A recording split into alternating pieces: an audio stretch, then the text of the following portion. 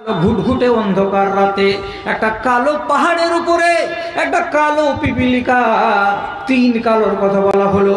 একটা ঘুটঘুটে অন্ধকার কালো রাত, এবার একটা কালো পাহাড়ের উপরে একটা কালো পিপিলিকা, তিন রকমের কালোর ভিতরে ওই পিপিলিকাটা পা তুলে তুলে তুলে তুলে কোন দিকে যাচ্ছে, আর তার পায়ের তলা দিয়ে কতটুকুনি আওয়াজ আসছে রে ভাই। একটা পিপিলিকার পায়ের তলায় যে আওয়াজটা হচ্ছে, কম্পিউটারে আওয়াজটা ধরতে পারবে কিনা তা আমি জানি না, কিন্তু রব্বুল আলামিনের নবী বলছেন আমার আল্লাহ তোমার পিপিলিকাটা কোন দিকে হাঁটছে সেটাও দেখতে পাই, এবং তোমার আল্লাহ আমার আল্লাহ পিপিলিকার পায়ের তলায় ওই তিন অন্ধকারের ভেতরে কত জোরে আওয়াজ হয় সেটাও আমার আল্লাহ দেখতে পাই। যে আল্লাহর এত ক্ষমতা, যে রব্বুল আলামিন এতটা কুদরত নিজের কাছে রেখেছেন, সেই আল্লাহর প্রতি যদি আপনার আর আমার বিশ্বাস থাকতো, তাহলে আপনি কি করে বলেন, আপনি কি করে একটা মদের বোতল নিলেন আর ঠিকই খুলে আর একটাতে গ্লাসে ঢেলে আপনি চোঁ চোঁ করে টেনে নিলেন? আপনি জপতেন না নিজের সিটে বসে বসে, বোতলের ঠিকই খুলে আল্লাহ দেখেছিলেন না দেখেননি? হ্যাঁ দেখেছেন। আপনি যে গ্লাসে মুখ লাগালেন আল্লাহ দেখলেন না দেখেননি? বলছে হ্যাঁ দেখলেন। তো তাহলে মালিকের সামনে এত বড় ধৃষ্টতা আপনি দেখাবেন, তারপরে আপনি বলবেন আমি ইমানদার? কসম আল্লাহর, এটা ইমানদারের পরিচয় নয়। এটা কার পরিচয়? এটা মুসলমানের পরিচয়। নমাজেও যাবে, মদও খাবে। এই লোকটা যদি মরে, এই লোকটা মরার পরে কি বলেছি কথা মনে থাকবে তো? 99% চান্স আছে, কি বলে, প্রথম চান্সে জান্নাতের মুখ দেখতে পাবে না। আর যারা মুমিনিন তারা এক চান্সে জান্নাতে যাবে, যারা মুসলিহিন তারা এক চান্সে জান্নাতে যাবে। মুমিনিন কারাকে বলা হয়? যারা যতটুকু পারবে আল্লাহর আদেশকে মেনে চলবে, যতটুকু পারবে আল্লাহর আদেশকে মানবে, আর আল্লাহর নিষেধকে ধারে কাছে আনবে না। নমাজ বেশি পড়তে পারি না জিমলি সাহেব? কতটি পড়ছো? কতটি পড়ছো? এই ফরজ খান পড়ি কোনো রকম করে। আমি বলছি জোর করে, কথা বেশি বাজাবেন না, টেढ़ा বেঁকা করবেন না। কি কথা? আপনি যদি দিনে রাতে 17 রাকাত ফরজ নামাজকে আদায় করেন তাহলে আপনি একজন মুমিন। আপনি যদি এই নামাজগুলোকে ছেড়ে দেন, মুমিন থেকে নাম কেটে যাবে। তারপরে যে 12 রাকাত সুন্নাতে মুআক্কাদা আছে, এটা যদি পড়েন তো আপনার দরজা উঁচা হবে, আপনার নেকির পাহাড় জমে যাবে। কোনো মানুষ যদি রাগ করে বলে আমি সুন্নাত পড়তে পারবো না, আমার দ্বারাই হবে না, তো কেউ যদি না বা পড়ে, সুন্নাতকে যদি ছেড়ে দেয়, আল্লাহ রাব্বুল আলামিন তাকে আযাব দেবেন না, সে গুনাহগার হবে না। কাল থেকে আবার ছেড়ে দিয়েন না যে মৌলবী তো বলেছে। এটা খবরদার করবেন না তর্জমা। আমি কথাটা বুঝাবার জন্য বলছি। একটা লোক ইমানদার কেমন, যে ফরজটা আদায় করে, নফল করে না। রোজা কতটি? 30টা, এটি করব, এরপরে বাইরে করতে পারবো না। জাকাত কতটি? 20 কুইন্টাল 1 কুইন্টাল, এটা দিব অবশ্য, বাকি দিতে পারবো না। বেশিতে পারবে না, শুধু কাঁটা কাঁটা করে ফরজটিকে আদায় করবে, কিন্তু পাপে যায় না। চুরি নেই, ডাকাতি নেই, রাহাজানি নেই, লম্পটি নেই, মাগিবাজি নেই, মদখড়ি নেই, সুদখড়ি নেই, কিছু নেই, কিছু নেই, কিছু নেই, এগুলো থেকে দূরে আছে। তাহলে এই লোকটা হলো মুমিন। মরার পর এই লোকটা আল্লাহ রাব্বুল আলামিনের জান্নাতে যাবে এক চান্সে। মুসলিহ কাকে বলে? যে বেশি বেশি কাজ করে। কি বেশি বেশি? আঙুলে গুনেন। 12 রাকাত সুন্নাতে মুআক্কাদা পড়ে জি ভরল না, 17 রাকাত ফরজ নামাজ পড়ে মন ভরল না। তখন লোকটা কি করে? মসজিদে যখন যায় তখন তাহিয়াতুল মসজিদ 2 রাকাত আদায় করে। যদি নামাজের টাইম না হয়, বাড়িতে যদি ওযু বানাই, তো ওযু বানাবার পরে 2 রাকাত নামাজ আদায় করে। এটা কিসের নামাজ? বলছে তাহিয়াতুল ওযু, এটা ওযুর জন্য নামাজ। তাহলে নফল নামাজ পড়তে আছে। আর কি নামাজ? রাতের বেলায় তাহাজ্জুদের নামাজ পড়ে। কটায়? রাত্রি 12টা, 1টা, 3টা, 2:30, ফজরের আগে আগে তাহাজ্জুদের নামাজ আদায় করে। তাও মন ভরল না। তখন লোকটা কি করে? যখন 8টা বেলা বেজে যায়, যখন নাস্তা করার টাইম হয় তখন সে কি করে, সলাতুজ জোহা চাষতের নামাজ পড়ে। তারপরে যখন বেলা 11টা বেজে যায় তখন আবার 2 রাকাত নামাজ পড়ে, আউয়াবিনের নামাজ। এইরকম করে যখন ফরজ নামাজ পড়ার জন্য মসজিদে যাই, যখন ঘড়ি দেখে যে টাইম আছে, এখনো টাইম চলে যায়নি, তখন সুন্নাতে মুয়াক্কাদা পড়ার পরে নিজে নিজে বলে বসে থেকে লাভ কি, 2 রাকাত পড়ে নি, 2 রাকাত পড়ে নি। জুমা মসজিদে গেল, যাওয়ার পরে নফল যেটা ছিল কাঁধের উপরে সেটা পড়লো, পড়ার পরে বসে না থেকে 2 রাকাত 2 রাকাত 2 রাকাত 2 রাকাত করে নামাজ পড়েই যাচ্ছে। এই লোকগুলো হলো কি, যারা অনিবার্য নামাজটাকে পড়ে নেওয়ার পর যেগুলো নফল নামাজ বেশি বেশি করে আদায় করে, এই লোকটার নাম হলো মুসলেহ। যে লোকটা রমজানের রোজা রাখে, রাখার পরে তার মন ভরে না, তখন কি করে, সওয়ালের 6টা রোজা রাখে, এটা হলো সুন্নাত। প্রত্যেক দিন বৃহস্পতিবার আর প্রত্যেক সপ্তাহে সোমবার 2টা করে নবীজি রোজা রাখতেন, এটাও রোজা যারা রাখে। তারপরে নবীজি বলছেন প্রত্যেক চাঁদে 13, 14, 15 এই 3টা দিন রোজা রাখা, 20-এর রোজা, এটাও আপনি রাখতে পারলেন। তারপরে আপনার মন ভরল না, তখন আশুরার আপনি 2টা রোজা রাখলেন। তারপরে মন ভরল না, তখন আরাফার রোজা 1টা রাখলেন। এই রকম করে করে যারা বেশি বেশি করে রোজা রাখে, ফরজ রোজার সাথে সাথে, রব্বুল আলামিনের নবী বলছেন এই লোকটাকে বলা হয় মুসলেহ। এই লোকটার নাম হলো মুসলেহীন। এই কোয়ালিটির ইমানদার। আর ইমানদারের ভেতরে মুমিন যারা, তারা এই 2 কোয়ালিটির লোক, আল্লাহর জান্নাতে যাবে বিনা হিসাবে। আর যারা আবু তালেব চোখের সামনে দেখতে পেল যে আমার ভাতিজা মাত্র 5 বছর 5.5 বছর বয়সের বালক, তাকে ধরে যখন আমাদের বাপ কাবার মালিককে ডাক দিলেন আর দেওয়ার পরে পানি চাইলেন, আল্লাহ রাব্বুল আলামিন আসমান থেকে অঝরে পানি নামালেন। তো এত সুন্দর দৃশ্যটা দেখার পরেও দৃশ্যটাকে কেন হৃদয়ের ভেতরে গাঁথতে পারলেন না? উচিত তো ছিল রাসূলুল্লাহ যেদিন নবী হয়ে গেলেন 40 বছর বয়সে, তখন আবু তালেব তো বেঁচে, তো তাহলে তো প্রথম চান্সেই তাকে হাত বাড়িয়ে দেওয়া দরকার ছিল। বেটা মুহাম্মদ সাল্লাল্লাহু আলাইহি সাল্লাম, তুমি যে বরহক নবী, তার আমি নজির দেখেছি কবে, যেদিন তুমি 5.5 বছর বয়সের। তবে তো তাহলে মগজের তো আলোটা জ্বলে যাওয়া দরকার ছিল, কিন্তু জ্বলেনি আলোটা। এত সুন্দর দৃশ্য দেখার পরেও তার বিবেকে আলো আসেনি। কেন আসেনি? আল্লাহ চাইনি। চলুন আর একটা বলি, কি বলি, যেদিন আল্লাহ পাকের নবীর বয়স 12 থেকে 13-র মাঝখানে, ঠিক সেই বয়সে এই আবু তালেব মক্কার কিছু লোককে কাফেলা বন্দি করে তিনি সিরিয়ার যাচ্ছিলেন ব্যবসা করার জন্য। যখন সিরিয়ার প্রান্তরে উনি নেমেছেন, পা দিয়েছেন, তার একটু পরে একটা গাছের ছায়ায় গিয়ে 10-15 জন লোক সবাই মিলে উটগুলোকে বাঁধলো। আর বাঁধার পরে বিশ্রাম নেবে। সাথে আছে এই বালক, 12 বছরের নবী মুহাম্মদ সাল্লাল্লাহু আলাইহি সাল্লাম। কেন? তিনি হলেন প্রতিপালক, তিনি হচ্ছেন অভিভাবক। রাসূলুল্লাহ তো বাপ বেঁচে নেই, চাচাকেই তিনি বাপ বলে জানেন। চাচার সাথে চলে গেছেন সিরিয়ার মাটিতে। কিছুক্ষণ পর পার্শ্বে ছিল একটা গির্জা ঘর। সে গির্জা ঘর থেকে এক রাহেব উঠে এসে 1 পা 2 পা করে বলছে, এই কাফেলা কোথাকার? বলে মক্কা থেকে আমরা এসেছি। বলছেন যে আপনারা যতজন লোক আছেন, আজ দুপুরের বেলায় আমার এই গির্জা ঘরে এসে একটুখানি মেহমানি খাবেন, আপনারা আমার দাওয়াতটা কবুল করুন। 12টার সময় 1টার সময় নবীকে আমাদের ছোট ছেলে বলে এখানে খিমার কাছে রেখে দিয়ে এরা 10-12 জন লোক চলে গেছে ওই গির্জায় পাদ্রী যেখানে ডাক দিয়েছিল সেখানে হাজির হলো। আর হাজির হওয়ার পর খাবার খেতে বসছে, তো সেই সময় পাদ্রী বলছে, আপনাদের আর কোনো লোক কি বাকি থেকে গেল? তো আবু তালেব বলে, হ্যাঁ, যেটা আমাদের বালক, ছোট ছেলে।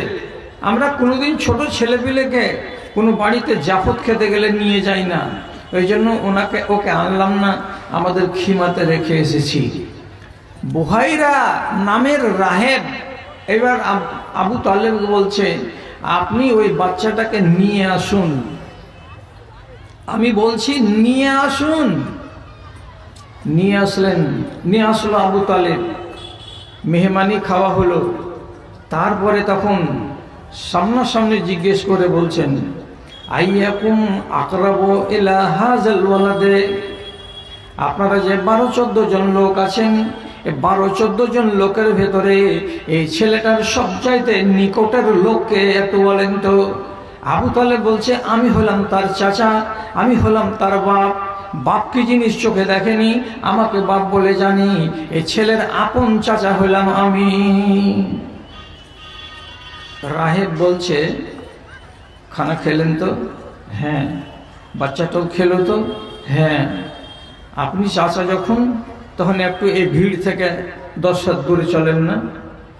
10 হাত দূরে চলেন। একটা কথা বলবো আপনাকে।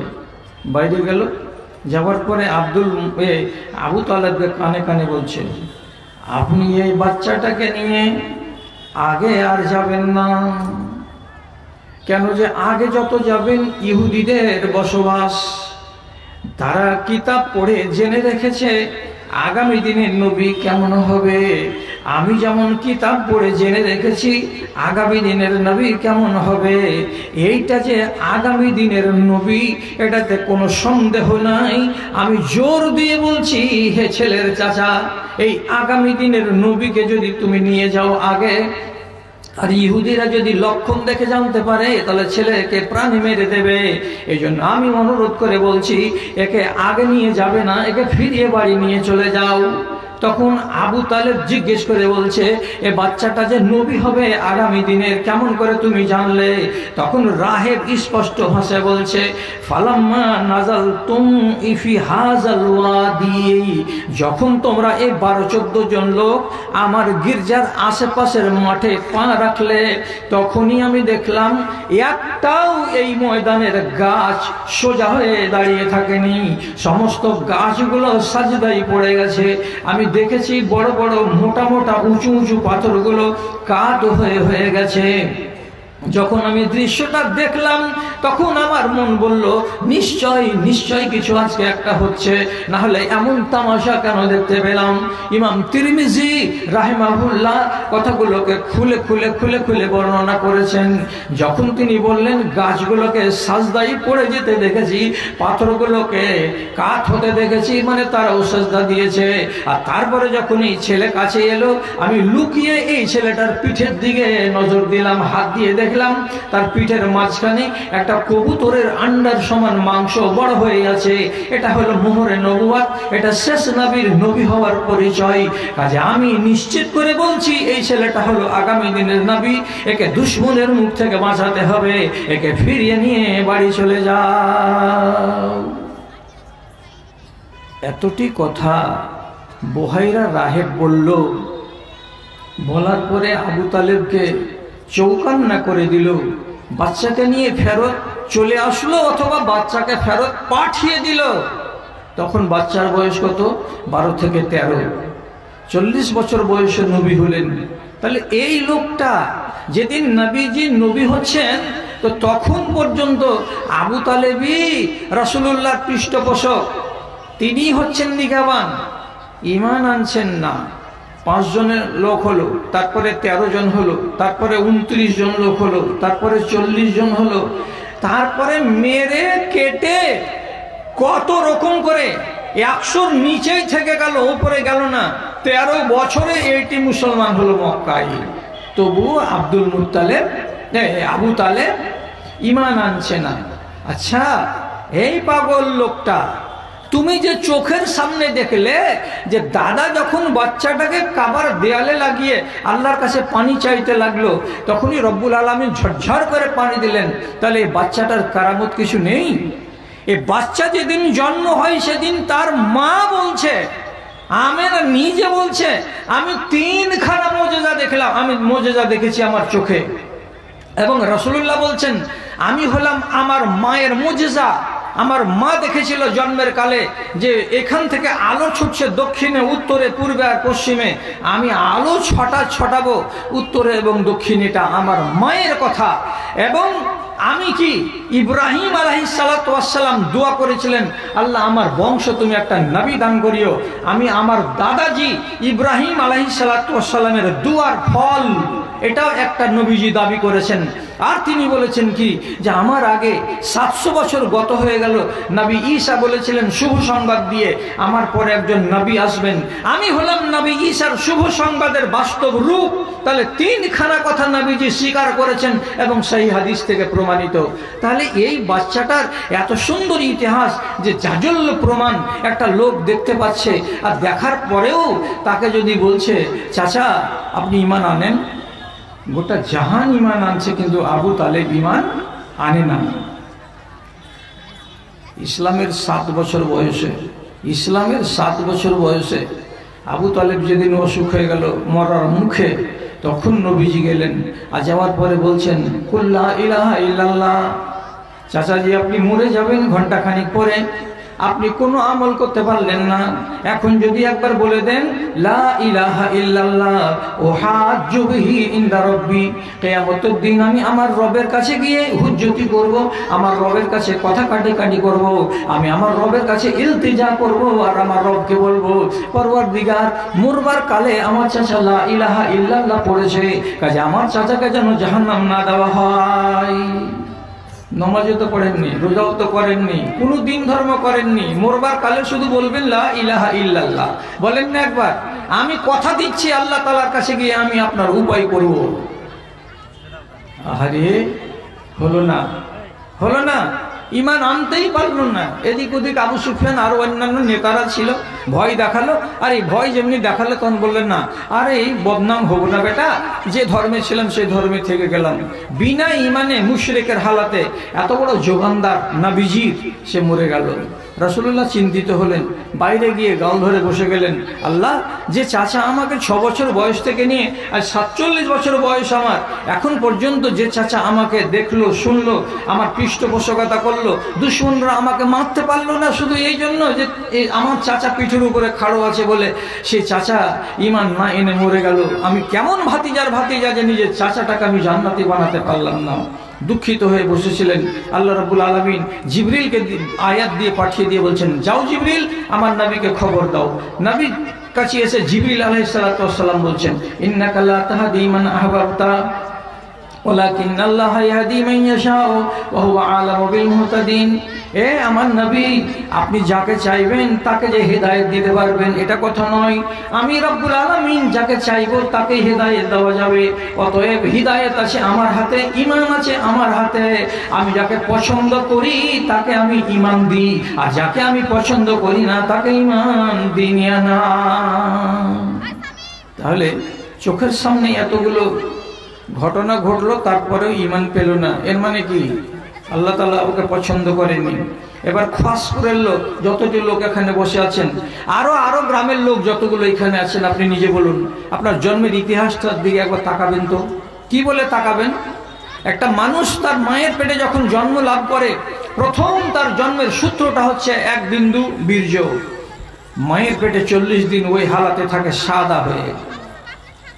তারপর যখন এই 40 দিন ওই বীর্যের বিন্দুটা সাদা আকৃতিটাকে ছেড়ে দিয়ে লাল আকৃতি ধারণ করে, এটাও আবার 40 দিন। এই 40 দিন গত হবার পরে তার পরের যেটা পর্ব সেটা হচ্ছে কি মুজগা, একটা মাংসপিণ্ড। কত বড় মাংসপিণ্ড? তো ম্যাক্সিমাম 100 থেকে 150 গ্রাম বা 200 গ্রাম এত বড় একটা মাংসপিণ্ড। কত দিন হলো?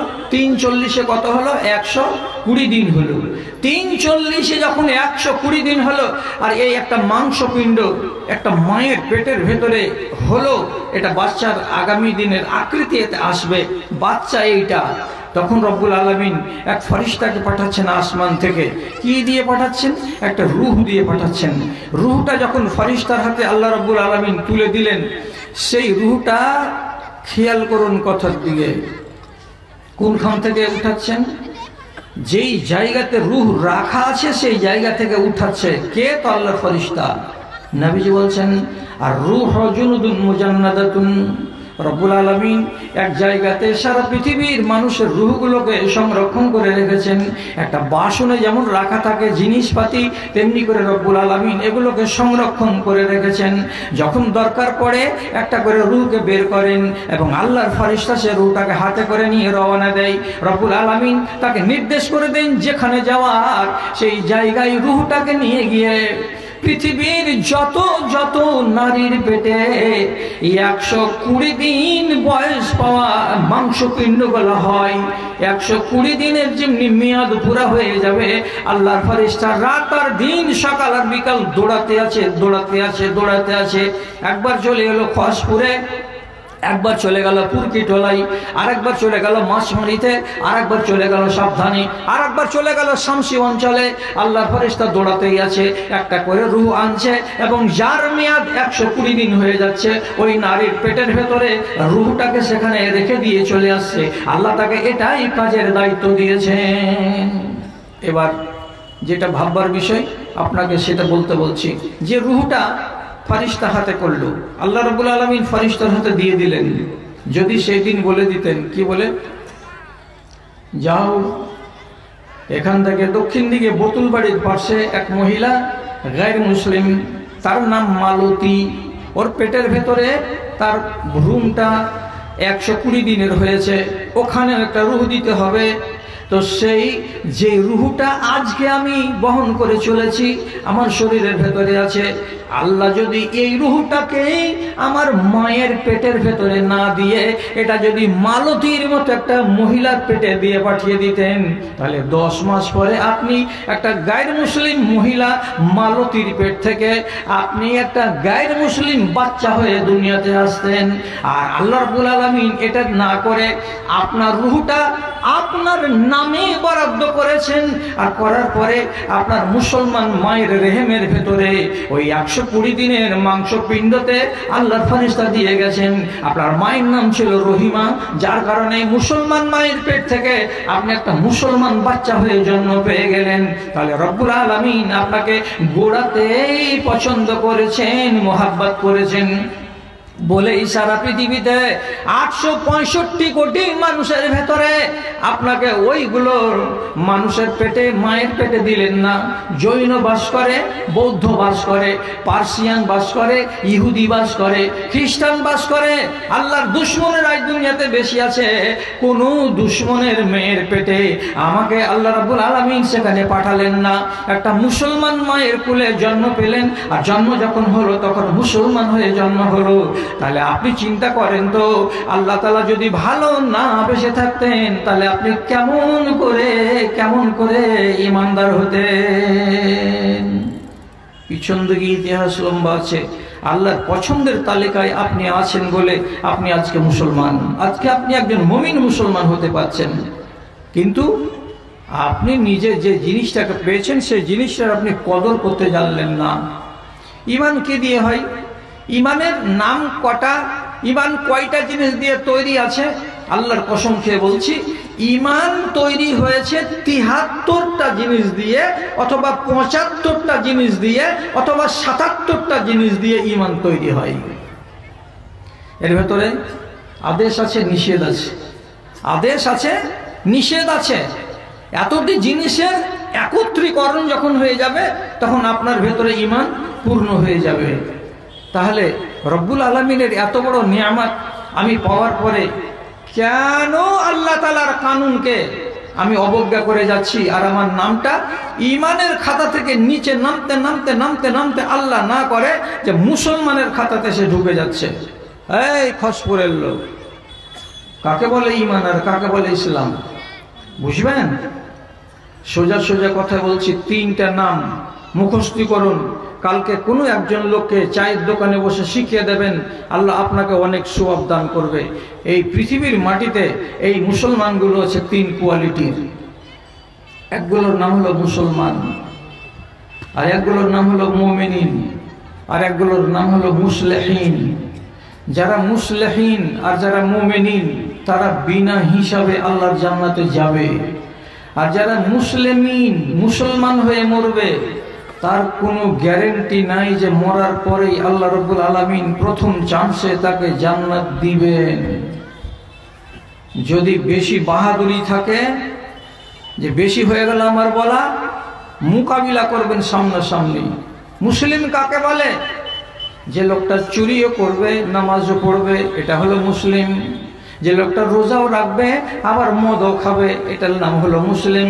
যে লোকটা নামাজ রোজা ঠিকই করবে, আবার বিয়ে করার কালে 1.5 লক্ষ টাকা শ্বশুরের কাছে গুনে নিবে, তারপরে বিয়ে করবে, এটার নাম হলো মুসলিম।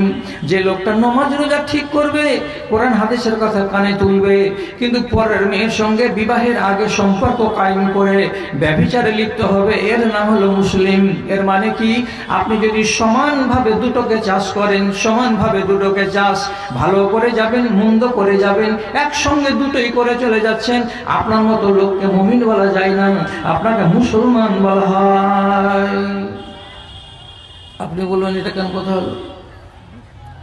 নামাজ পড়ছি, রোজা করছি, হজ করছি, যাকাত দিছি, এটির নাম তো ইসলাম। তো আমি কি মানা করলাম?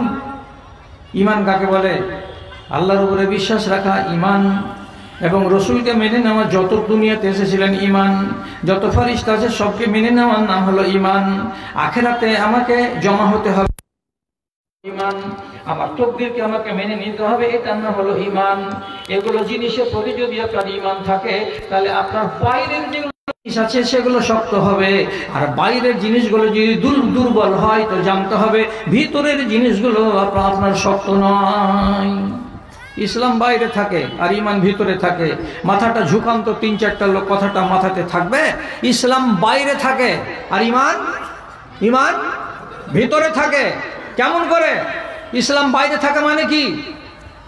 ইসলামকে লুকানো যাবে না, ঈমানকে দেখানো যাবে না। মুখস্থ করুন কথা, মুখস্থ করুন। বুড়াহাড় সব পেকে গেছে, 65 বছর বয়স, কবে কবরে চলে যাব? আমি এরকম কথা কতদিন আর শোনাতে পারবো আল্লাহ তাআলা জানেন। যা বলছি আপনাকে পাথরের দানা বলছি, একে আছড়ে আছড়ে ভাঙতে পারবেন না আপনি, এবং কোনো জায়গাতে গিয়ে কেউ বলবে না এই কথাটা যেটা ভুল কথা। কি বললাম? ইসলামকে লুকানো যাবে না, ঈমানকে দেখানো যাবে না। ইসলাম থাকে বাইরে, ঈমান থাকে ভিতরে। কার নাম ইসলাম? তো নবীজি বলছেন শাহাদাতে লা ইলাহা ইল্লাল্লাহ। আপনি যে শাহাদাত দিলেন লা ইলাহা ইল্লাল্লাহ, আমি যে শুনতে পেলাম, লুকা আছে কি? নেই। ইকামুস সালাতে, নামাজ যদি পড়েন, নামাজকে লুকানো যাবে না। ইতাউ যাকাতে, যাকাত যদি দেন তো যারা পাচ্ছে তারা তো দেখে নিল রহমতুল্লাহ যাকাত দিয়েছে, যাকাতকে রুকা যাবে না। হজ করতে যদি যান তো হজকে রুকা যাবে না। এই জিনিসটির নাম হলো ইসলাম। যতই ঢাকবেন ঢাকা যাবে না। ঈমান কার নাম? এবার দেখেন, এবার কি বলছেন আল্লাহ তাআলা? ঈমান কাকে বলে? আফিনানি ঈমান আন তুমিনা বিল্লাহি, আল্লাহর উপরে ঈমান আনতে হবে। ঈমান কি দিয়ে হয়? মুখ দিয়ে হয় না অন্তর দিয়ে হয়? এক্ষুনি বলুন তো দাদা আমার, আপনার ঈমান অন্তরে 4 আনা আছে না 8 আনা আছে না 6 আনা আছে না 12 আনা আছে? আপনি পৃথিবীর কোন মানুষকে কি বুক ছেড়ে দেখাতে পারবেন যে এটা আমার ঈমান? দেখা যাবে? ঈমান আছে কোথায়? বুকে। তো আল্লাহর উপরে ঈমান রাখতে হবে 1, ফেরেশতা যত আছে দুনিয়াতে তার উপরে ঈমান রাখতে হবে 2, তারপরে যত রসুল আল্লাহ পাঠিয়েছেন তাকে মানতে হবে 3, তারপরে আপনার তাকদীরকে মানতে হবে, এটা হলো 4। কিয়ামতের দিন আপনাকে হাসরের ময়দানে আবার আসতে হবে, রব্বুল আলামিন দ্বিতীয়বার আপনাকে জন্মদান করবেন, এটা হলো আপনার ঈমান। তাহলে এই সবটি জিনিস ভেতরে আছে, বাইরে নাই। কেউ যদি দেখতে চায় আপনার কাছে, সে ফেরেশতাকে মানো, হ্যাঁ মানি। 8 আনা না 12 আনা আমি কি জানি? এবার আপনি ধরা পড়বেন। কি বলে ধরা পড়বেন? আপনি কি আল্লাহকে মানেন? বুঝে মানি। আল্লাহ কোথায় আছেন? আরশে আছেন, আসমানের উপরে। ঠিক আছে, এটা তো মানা, এটার নাম মানা। এভাবে আল্লাহকে মানবেন আপনি, তাহলে যথেষ্ট হয়ে গেল। আল্লাহর কুদরতকে কই মানলেন আপনি? কেমন কুদরত? আল্লাহ রাব্বুল আলামিন আমাকে সব সময় দেখতে আছেন, এবং আমি আল্লাহ রাব্বুল আলামিনকে এক চুলের সমান রতি পরিমাণে দেখতে পাই না। কোরআন বলছে লা তুদরিকুল আবসার ওয়া হুয়া ইউদরিকুল আবসার। আল্লাহ রাব্বুল আলামিন সব সময় আমাকে দেখছেন, তার নিয়ন্ত্রণে আমি আছি। যেমন বড় বড় বাড়িতে, যেমন বড় বড় দোকানে সিসি ক্যামেরা লাগিয়ে দেওয়া যায়, আপনার এক পলককে বাদ দেওয়া যাবে না। কোন একটা চাড্ডি যদি চুরি করে নেন সেটাও সিসি ক্যামেরাতে ধরা পড়বে।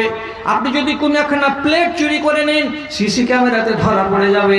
ঠিক সেই রকমই আল্লাহ রাব্বুল আলামিনের ক্যামেরাতে আপনি আছেন সব সময়। রব্বুল আলামিন আপনার উঠা, আপনার বসা, আপনার চলা, আপনার ফিরা দেখতে পাচ্ছেন, এটা অস্বীকার করার নয়। আপনি বলেন হ্যাঁ আল্লাহর উপর ঈমান আছে, সবটি লোক বলবেন হ্যাঁ ঈমান আছে। ঈমান যদি থাকে মোবাইল কেন মুসলমানের চুরি হবে? ঈমান যদি আছে তাহলে আপনি নিজে বলুন, জুমা মসজিদে জুমা পড়তে গিয়ে নতুন স্যান্ডেল আপনি পায়ে ভরলেন আর পুরাতনটা রেখে দিয়ে চলে এলেন, এ পাখান ঢুকলো নতুন স্যান্ডেলে, আল্লাহ তাআলা দেখতে পাচ্ছেন না, পান না? সবই তো হচ্ছে, তাহলে আপনার বিশ্বাসটা কই? নবীজি বলছেন সহিহ হাদিসের ভেতরে আল্লাহ রাব্বুল আলামিনের ক্ষমতা কতটা। ফাইন্নাহু ইয়াসমাউ ইলা দাবিবি নামলাতিন সাউদা আলা সাখরাতিন সাউদা ফি লাইলাতিন সাউদা। একটা কালো ঘুটঘুটে অন্ধকার রাতে, একটা কালো পাহাড়ের উপরে একটা কালো পিপিলিকা, তিন কালোর কথা বলা হলো। একটা ঘুটঘুটে অন্ধকার কালো রাত, এবার একটা কালো পাহাড়ের উপরে একটা কালো পিপিলিকা, তিন রকমের কালোর ভিতরে ওই পিপিলিকাটা পা তুলে তুলে তুলে তুলে কোন দিকে যাচ্ছে, আর তার পায়ের তলা দিয়ে কতটুকুনি আওয়াজ আসছে ভাই। একটা পিপিলিকার পায়ের তলায় যে আওয়াজটা হচ্ছে, কম্পিউটারে আওয়াজটা ধরতে পারবে কিনা তা আমি জানি না, কিন্তু রব্বুল আলামিনের নবী বলছেন আমার আল্লাহ তোমার পিপিলিকাটা কোন দিকে হাঁটছে সেটাও দেখতে পাই, এবং তোমার আল্লাহ আমার আল্লাহ পিপিলিকার পায়ের তলায় ওই তিন অন্ধকারের ভেতরে কত জোরে আওয়াজ হয় সেটাও আমার আল্লাহ দেখতে পাই। যে আল্লাহর এত ক্ষমতা, যে রব্বুল আলামিন এতটা কুদরত নিজের কাছে রেখেছেন, সেই আল্লাহর প্রতি যদি আপনার আর আমার বিশ্বাস থাকতো, তাহলে আপনি কি করে বলেন, আপনি কি করে একটা মদের বোতল নিলেন আর ঠিপি খুলে আর একটাতে গ্লাসে ঢেলে আপনি চোঁ চোঁ করে টেনে নিলেন? আপনি জপতেন না নিজের সিটে বসে বসে, বোতলের ঠিপি খুলে আল্লাহ দেখেছিলেন না দেখেননি? হ্যাঁ দেখেছেন। আপনি যে গ্লাসে মুখ লাগালেন আল্লাহ দেখলেন না দেখেননি? বলছে হ্যাঁ দেখলেন। তো তাহলে মালিকের সামনে এত বড় ধৃষ্টতা আপনি দেখাবেন, তারপরে আপনি বলবেন আমি ইমানদার? কসম আল্লাহর, এটা ইমানদারের পরিচয় নয়। এটা কার পরিচয়? এটা মুসলমানের পরিচয়। নমাজেও যাবে, মদও খাবে। এই লোকটা যদি মরে, এই লোকটা মরার পরে কি বলেছি কথা মনে থাকবে তো? 99% চান্স আছে, কি বলে, প্রথম চান্সে জান্নাতের মুখ দেখতে পাবে না। আর যারা মুমিনিন তারা এক চান্সে জান্নাতে যাবে, যারা মুসলিহিন তারা এক চান্সে জান্নাতে যাবে। মুমিনিন কারাকে বলা হয়? যারা যতটুকু পারবে আল্লাহর আদেশকে মেনে চলবে, যতটুকু পারবে আল্লাহর আদেশকে মানবে, আর আল্লাহর নিষেধকে ধারে কাছে আনবে না। নমাজ বেশি পড়তে পারি না জিমলি সাহেব, কতটি পড়ছো? কতটি পড়ছো? এই ফরজ খান পড়ি কোনো রকম করে। আমি বলছি জোর করে, কথা বেশি বাজাবেন না, টেढ़ा বেঁকা করবেন না। কি কথা? আপনি যদি দিনে রাতে 17 রাকাত ফরজ নামাজকে আদায় করেন তাহলে আপনি একজন মুমিন। আপনি যদি এই নামাজগুলোকে ছেড়ে দেন, মুমিন থেকে নাম কেটে যাবে। তারপরে যে 12 রাকাত সুন্নাতে মুআক্কাদা আছে, এটা যদি পড়েন তো আপনার দরজা উঁচা হবে, আপনার নেকির পাহাড় জমে যাবে। কোনো মানুষ যদি রাগ করে বলে আমি সুন্নাত পড়তে পারবো না, আমার দ্বারাই হবে না, তো কেউ যদি না বা পড়ে, সুন্নাতকে যদি ছেড়ে দেয়, আল্লাহ রাব্বুল আলামিন তাকে আযাব দেবেন না, সে গুনাহগার হবে না। কাল থেকে আবার ছেড়ে দিয়েন না যে মৌলবী তো বলেছে, এটা খবরদার করবেন না তর্জমা। আমি কথাটা বুঝাবার জন্য বলছি। একটা লোক ইমানদার কেমন, যে ফরজটা আদায় করে, নফল করে না। রোজা কতটি? 30টা, এটি করব, এরপরে বাইরে করতে পারবো না। জাকাত কতটি? 20 কুইন্টাল 1 কুইন্টাল, এটা দিব অবশ্য, বাকি দিতে পারবো না। বেশিতে পারবে না, শুধু কাঁটা কাঁটা করে ফরজটিকে আদায় করবে, কিন্তু পাপে যায় না। চুরি নেই, ডাকাতি নেই, রাহাজানি নেই, লম্পটি নেই, মাগিবাজি নেই, মদখড়ি নেই, সুদখড়ি নেই, কিছু নেই, কিছু নেই, কিছু নেই, এগুলো থেকে দূরে আছে। তাহলে এই লোকটা হলো মুমিন। মরার পর এই লোকটা আল্লাহ রাব্বুল আলামিনের জান্নাতে যাবে এক চান্সে। মুসলিহ কাকে বলে? যে বেশি বেশি কাজ করে। কি বেশি বেশি? আঙুলে গুনেন। 12 রাকাত সুন্নতে মুআক্কাদা পড়ে জি ভরল না, 17 রাকাত ফরজ নামাজ পড়ে মন ভরল না, তখন লোকটা কি করে? মসজিদে যখন যায় তখন তাহিয়াতুল মসজিদ 2 রাকাত আদায় করে। যদি নামাজের টাইম না হয়, বাড়িতে যদি ওযু বানাই, তো ওযু বানাবার পরে 2 রাকাত নামাজ আদায় করে। এটা কিসের নামাজ? বলছে তাহিয়াতুল ওযু, এটা ওযুর জন্য নামাজ। তাহলে নফল নামাজ পড়তে আছে। আর কি নামাজ? রাতের বেলায় তাহাজ্জুদের নামাজ পড়ে। কটায়? রাত্রি 12টা, 1টা, 3টা, 2:30, ফজরের আগে আগে তাহাজ্জুদের নামাজ আদায় করে। তাও মন ভরল না, তখন লোকটা কি করে? যখন 8টা বেলা বেজে যায়, যখন নাস্তা করার টাইম হয়, তখন সে কি করে? সলাতুজ জোহা, চাষতের নামাজ পড়ে। তারপরে যখন বেলা 11টা বেজে যায়, তখন আবার 2 রাকাত নামাজ পড়ে, আউয়াবিনের নামাজ। এইরকম করে যখন ফরজ নামাজ পড়ার জন্য মসজিদে যাই, যখন ঘড়ি দেখে যে টাইম আছে, এখনো টাইম চলে যায়নি, তখন সুন্নাতে মুআক্কাদা পড়ার পরে নিজে নিজে বলে বসে থেকে লাভ কি, 2 রাকাত পড়ে নি, 2 রাকাত পড়ে নি। জুমা মসজিদে গেল, যাওয়ার পরে নফল যেটা ছিল কাঁধের উপরে সেটা পড়লো, পড়ার পরে বসে না থেকে 2 রাকাত 2 রাকাত 2 রাকাত 2 রাকাত করে নামাজ পড়েই যাচ্ছে। এই লোকগুলো হলো কি? যারা অনিবার্য নামাজটাকে পড়ে নেওয়ার পর যেগুলো নফল নামাজ বেশি বেশি করে আদায় করে, এই লোকটার নাম হলো মুসলিহ। যে লোকটা রমজানের রোজা রাখে, রাখার পরে তার মন ভরে না, তখন কি করে? সওয়ালের 6টা রোজা রাখে। এটা হলো সুন্নাত। প্রত্যেক দিন বৃহস্পতিবার আর প্রত্যেক সপ্তাহে সোমবার 2টা করে নবীজি রোজা রাখতেন। এটাও রোজা যারা রাখে। তারপরে নবীজি বলছেন প্রত্যেক চাঁদে 13, 14, 15 এই 3টা দিন রোজা রাখা, 20-এর রোজা, এটাও আপনি রাখতে পারলেন। তারপরে আপনার মন ভরল না, তখন আশুরার আপনি 2টা রোজা রাখলেন। তারপরে মন ভরল না, তখন আরাফার রোজা 1টা রাখলেন। এই রকম করে করে যারা বেশি বেশি করে রোজা রাখে, ফরজ রোজার সাথে সাথে, রব্বুল আলামিনের নবী বলছেন এই লোকটাকে বলা হয় মুসলিহ। এই লোকটার নাম হলো মুসলিহিন। এই কোয়ালিটির ইমানদার। আর ইমানদারের ভেতরে মুমিন যারা, তারা এই 2 কোয়ালিটির লোক আল্লাহর জান্নাতে যাবে বিনা হিসাবে। আর